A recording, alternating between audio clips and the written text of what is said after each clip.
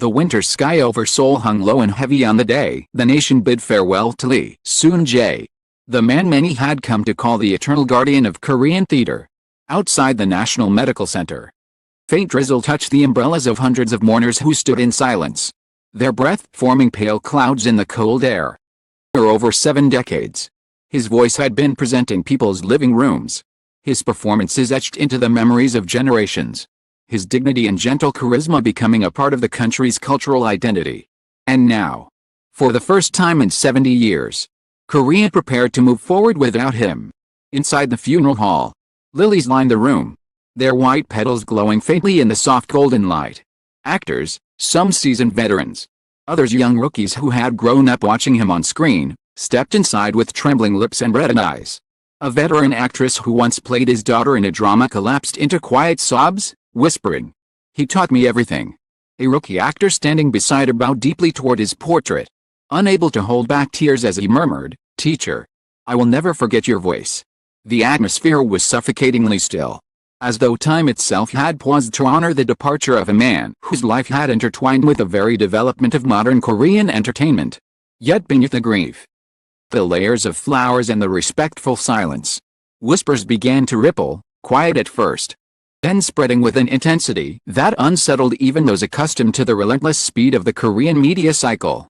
Somewhere between mourning and reverence, expected announcements circulated. The sealed document containing Lee Soon-Jae's final will was scheduled to be opened that very afternoon. Though the timing was standard procedure under legal protocol, the sudden proximity of grief and revelation electrified reporters. Camera crews quickly repositioned themselves. News anchors began rehearsing lines, and journalists, who had been respectfully covering the funeral, found their eyes drawn toward the law office across the street. Outside the glass windows of the firm, reporters in dark coats pressed their microphones forward, each one trying to predict what the legendary actor might have left behind after 70 years of relentless work. Some speculated that his estate must be sizable, given his long-standing career. Others whispered about his rumored frugality, his habit of taking the subway even in his 80s, his refusal to own luxury cars despite having the means.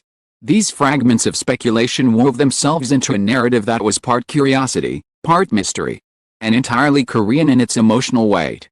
Meanwhile, inside the hall, his family gathered in the innermost room, away from the cameras and the murmuring world waiting outside. His children sat quietly, their faces pale with grief but composed with grace, reflecting the calm dignity their father had always carried. They did not address the rumors, did not respond to the mounting speculation beyond the walls. Instead, they kept their eyes fixed on the portrait of the man who had shaped their lives with a firm but gentle hand. For them, the will was not a document of wealth, but the final echo of his voice, one last message, one last legacy. As the funeral procession came to an end, the nation watched the hearse slowly depart, moving through the city he had loved so deeply. People standing along the sidewalks bowed their heads, some pressing hands to their hearts, others wiping their eyes. There was an undeniable sense of collective loss. A lighthouse guiding Korean artistry had vanished into the fog. A few hours later, the atmosphere shifted from somber to electric. Reporters gathered tightly around the entrance of the law office. Men adjusted their lenses, microphones rose like a forest of black antennae. The door finally opened, and Lee Soon-Jae's longtime attorney stepped out, a calm but heavy expression on his face. He motioned for silence, though the crowd was already holding its breath. "Will of the late Mr. Lee Soon-Jae," he began, and reviewed and confirmed as valid. "Today, in respect to the wishes expressed in the document, I'll make an official public statement." The room inside was dimly lit, curtains drawn to reduce the glare from outside. Family members sat in the front row, with the attorney seated at a long wooden table, sealed envelope placed directly before him. As he sliced through the seal with a silver cutter, the reporters leaned forward in unison. Not a single sound disturbed the air. The atmosphere felt eerily similar to a scene from a melodrama, the kind where the truth emerges only after years of silence. The attorney unfolded the document and took a deep breath. Scanning the first section, he began reading aloud details regarding bank accounts, investments, and holdings. What followed brought a stunned silence to the room, the revelation that Lee Soon-Jae's accumulated assets were far beyond public estimates. While many assumed the veteran actor had built a modest fortune, the truth was nothing short of astonishing. Throughout his long career, he had quietly acquired valuable real estate properties in Seoul, especially in Gangnam and Seongbukdong, areas known for soaring market prices. He was an early investor in several major entertainment companies, whose stock values had skyrocketed in the last decade. Lifetime royalties from dramas, films, theater productions, and advertisements remained substantial, especially as many of his works were still rerun throughout Asia. Then there were the intellectual property rights. Copyrights to scripts he had helped revise, plans for historical plays he had co-developed, and even rare books and artworks collected over a lifetime. These revelations alone would have been enough to generate national headlines. But the truly shocking moment was yet to come. Many assumed the next section of the will would detail how these assets would be divided between his son and daughter. After all, that was the traditional path, the expected conclusion to a long and honorable life. But when the attorney flipped to the next page, the shape of his expression changed. He looked at the family, then at the cameras, then back down at the document as though confirming the words once more. The next sentence he read shook the entire room. Lee Soon-Jae has written that he does not distribute a majority of his estate to his children. Gasps swept through the room. Cameras clicked frantically as journalists exchanged looks of disbelief. Even those who had come prepared for a dramatic twist found themselves momentarily speechless. But the children, his son and daughter, did not flinch. Their faces remained calm, almost peaceful. Though they had known this moment was coming. As though they had accepted it long before the cameras ever arrived. The attorney paused briefly, allowing the shock to settle before continuing. His voice softened slightly as he read the next line. States here that he has already given his children everything he wished to give during his lifetime, and that his final wish is to prepare the next generation. It hung in the room like fragile glass. Some reporters lowered their cameras, suddenly aware of the profound emotional weight behind the sentence. This was not the story of a father denying his children. Story of a man who believed the future belonged not to those who had already lived it with him, but to those who still had their roads ahead. Outside, the sky began to darken, and the city lights flickered on. A thin layer of dusk settled over Seoul. In the quiet tension in the room, the attorney turned to the final page of the will. What came next would ignite headlines worldwide. He cleared his throat, his voice resonating across the room as he read the final line of Part 1 of the will. The primary beneficiary of Mr. Lee Soon-Jae's estate is his grandchild. The room erupted. Gasps, shouts, camera shutters firing in rapid bursts. It was chaos.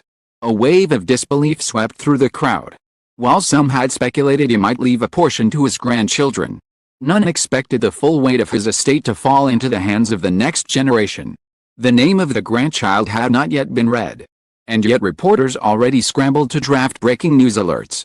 In the front row, his children bowed their heads, not in protest, not in confusion, but in quiet acceptance. They knew their father's heart better than anyone. They knew the love he held for his grandchildren, the affection, the dreams. They knew this choice was not about wealth, but about legacy, his legacy. Continuation of something deeper than material inheritance. Hush fell over the room once more as the attorney placed the final page face down on the table. The will had not yet revealed the identity of the grandchild recipient. That information remained sealed for the next session. But the shockwave had already burst across the nation. Outside, news stations were already launching urgent broadcasts. Lee Soon-Jae's inheritance goes not to his children, but to his grandchild. The cameras continued to roll, and the world scrambled to understand the reasoning behind his last wishes. One truth lingered quietly in the air. With sadness and dignity, even in his final act, Lee Soon-Jae chose not wealth, not tradition, but love, the kind of love that seeks to protect the future, even after one's voice can no longer be heard. The tension inside the law office lingered like a thin veil of smoke long after the attorney placed the final page of the will on the table. Reporters whispered in frantic bursts, trying to predict the identity of the grandchild who had inherited the legacy of a man loved by millions. Outside, news had already spread across Korea, turning the quiet winter evening into a storm of speculation. Social media timelines filled with disbelief, not the children, the grandchild. Others wrote with tenderness, he loved his grandchildren more than anything, Of course he'd choose them. When the attorney returned to the podium, fell silent once more. He adjusted his glasses, lifted the sealed appendix. The words the entire nation had been waiting for. The designated heir, he said, voice steady but solemn, is Lee Ji-hoon. A name that, until that moment, belonged only to family circles, never mentioned publicly, never photographed, never thrust into the spotlight. Just a quiet university student in his early 20s. Someone who had spent more moments with his grandfather in hospitals, in living rooms, and on quiet walks than the public ever knew. The revelation hit differently, not with shock, but with a kind of gentle sadness, like discovering a final personal wish someone left behind only for those they loved. In the days leading up to his passing, Lee Soon-Jae had often spoken about his grandson. He worried about the pressures of growing up in modern Korea, about rising living costs, unstable job markets, and the uncertainty faced by young people. To him, Soon represented hope, not of money, but of continuity, of dreams still waiting to take shape. He had once told his attorney, "I've lived every chapter of my life, but my grandson, he's only just beginning." The question remained, just how large was the fortune that had been entrusted to this young man? The official figure was staggering. After decades of acting, teaching, performing on stage, and working tirelessly through generations of changing Korean entertainment, Lee Soon-Jae had accumulated an estate valued at approximately 28 billion KRW. Left the room breathless. It was far beyond what the public imagined for an actor known for modesty, kindness, and a lifestyle almost ascetic in its simplicity. But the true twist came next. This amount, the attorney announced, a significant portion, approximately 70%, had already been donated by Mr. Lee in the months prior to his passing. A new wave of silence washed over the room. Suddenly, the inheritance story was no longer about wealth, but about legacy. Lee Soon-Jae had donated funds to support elderly actors struggling with medical bills, to establish an arts scholarship for low-income students, and to preserve traditional Korean theater. Several organizations had already confirmed anonymous donations in his final year. Only now did the truth surface: the benefactor had been him all along. What remained, mostly real estate, actual property rights, and royalties, was left to Ji-hoon, not as a reward, but as a foundation. His children understood this deeply. They smiled through tears as reporters turned their cameras toward them, offering no resentment, only pride. "They loved quietly," his daughter said later. "He always believed in giving the next generation a chance he never had." Outside, as dusk settled over Seoul and the neon lights shimmered against the winter rain, many citizens paused to reflect. It felt as though the entire city had taken a single breath together, mourning him, honoring him, and realizing that even in his final days, he had lived exactly as he had acted, with dignity, warmth, and an unwavering devotion to others. Lee Ji-hoon did not appear before the press. Instead, through a short handwritten letter shared by the family, "I will use my grandfather's gift not to live comfortably, but to live meaningfully. I will honor him with the life I choose to live." So, in the quietest way, through a will, through a name, through a legacy shaped by generosity, Lee Soon-Jae's final curtain closed. But the echo of his kindness, his artistry, love for the future remained, lingering like a soft glow over the city he loved, over the stages he graced, and over the people whose lives he touched without ever expecting anything in return.